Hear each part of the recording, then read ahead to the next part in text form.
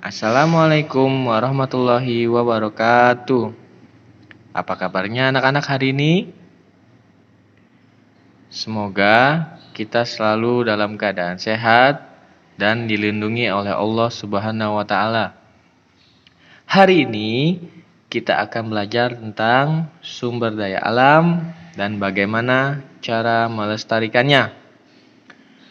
Berikut adalah salah satu contoh. Yang pertama, sumber daya alam hutan. Hutan memiliki beberapa macam pepohonan, kembang, dan juga buah-buahan. Nah, kita lihat di sini ada banyak pohon, ada banyak kembang, dan juga ada buah-buahan. Nah, di dalam hutan tersebut terdapat ekosistem atau makhluk hidup. Nah, contohnya seperti burung. Nah, di dalam hutan banyak sekali burung dan binatang yang lain. Tuh, seperti koala atau monyet.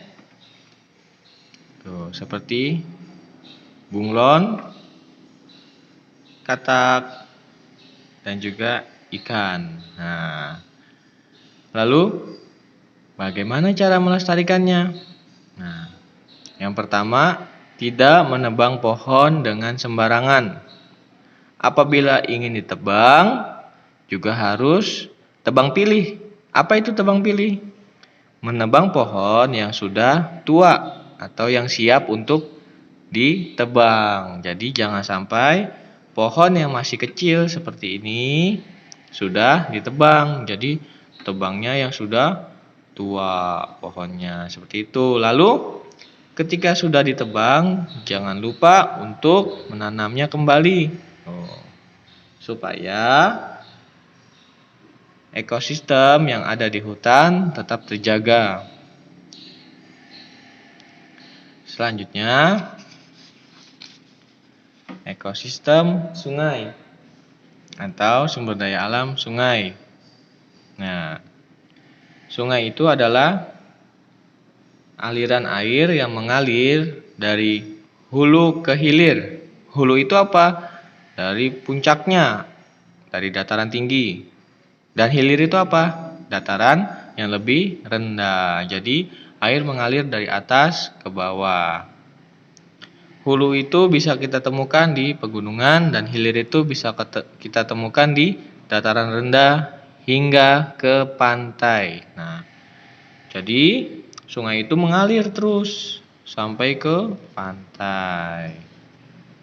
Nah, di dalam sungai terdapat ekosistem atau kehidupan. Contohnya seperti ini, ada ikan, ada kura-kura, seperti itu. Dan juga hewan yang lain pun butuh air. Seperti ada gajah, ada tupai, ada serigala, ada rusa. Nah, mereka tersebut membutuhkan air. Nah, jadi jangan kita cemari dengan sampah-sampah. Apabila sudah tercemar oleh sampah, maka air akan kotor dan hewan-hewan yang ada di dalam sungai tidak bisa hidup. Kemudian hewan-hewan yang di darat yang membutuhkan air tidak bisa untuk minum. Apabila minum ketika air sungai kotor, maka hewan tersebut akan punah. Nah, bagaimana cara kita untuk melestarikannya? Yang pertama, jangan membuang sampah sembarangan. Yang kedua, digunakan seperlunya. Air sungai yang bersih itu bisa digunakan untuk keperluan mandi dan lain-lain seperti itu. Jadi caranya melestarikannya, jangan mencemari air di dalam sungai. Selanjutnya, sumber daya alam danau. Nah, sama seperti sungai, akan tetapi danau itu tidak mengalir atau di suatu tempat saja.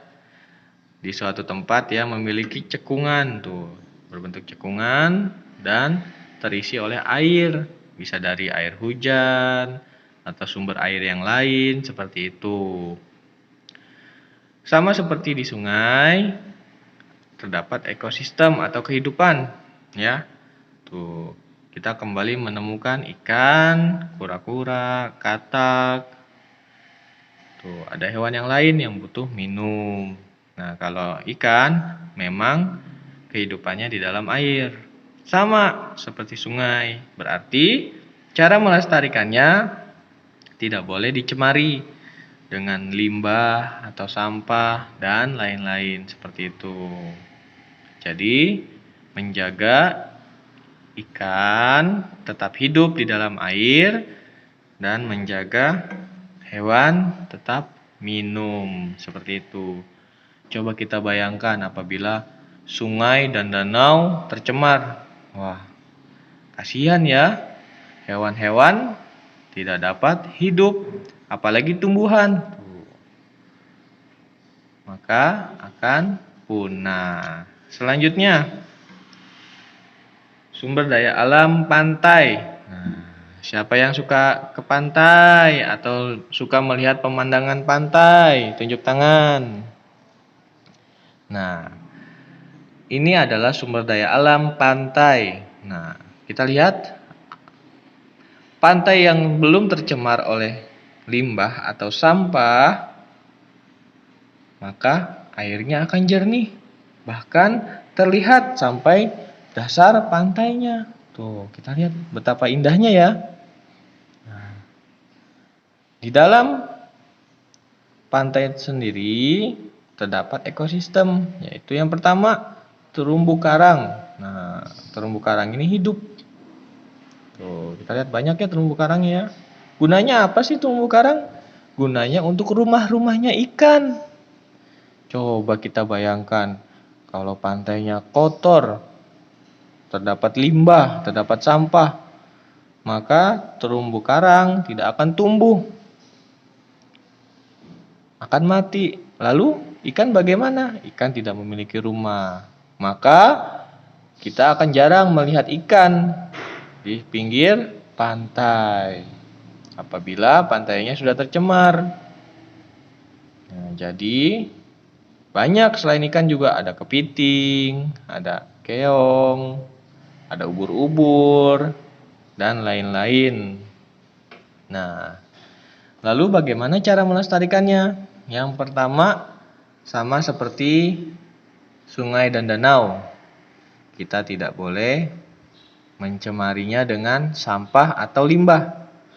Selanjutnya, untuk nelayan juga tidak boleh memakai bom dalam mencari ikan. Jadi cukup menggunakan jaring. Apabila memakai bom, ikannya banyak yang mati atau hancur, lalu terumbu karangnya juga banyak yang hancur, bahkan sampai ada yang bolong. Seperti itu. Jadi, nelayan juga harus hati-hati, tidak boleh menggunakan bom ikan ya. Nah, itu tidak boleh, sangat dilarang. Nah, jadi kita harus menjaganya supaya tetap indah. Dan yang terakhir, sumber daya alam di lingkungan sekitar kita. Nah, tuh sangat indah ya. Nah, ini di lingkungan sekitar kita. Harusnya kita selalu menjaga lingkungan di sekitar kita seperti ini, yaitu banyak pepohonan, banyak tumbuhan yang berbunga, tuh bunganya banyak ya. Tuh ada rerumputan, tuh. Pasti segar udaranya. Nah, bagaimana cara melestarikannya? Ya, yang pertama, tidak boleh membuang sampah sembarangan. Bayangkan, sudah sebersih ini, tiba-tiba kamu makan es krim, sampahnya dibuang sembarangan. Di sini, wah, banyak sekali sampahnya. Jadinya seperti apa? Yang pertama tidak akan indah dilihat, yang kedua akan merusak. Ya. Apalagi pepohonannya tidak boleh dipaku.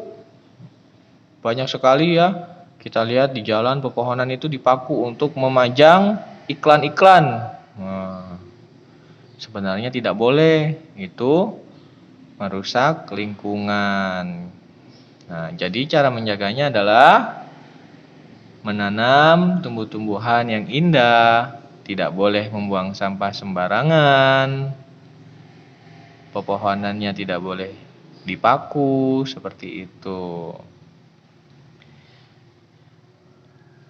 Jadi, cukup sekian penjelasan Bapak tentang sumber daya alam dan cara melestarikannya. Mudah-mudahan jelas, kurang lebihnya mohon maaf. Wabillahi taufiq wal hidayah. Wassalamualaikum warahmatullahi wabarakatuh.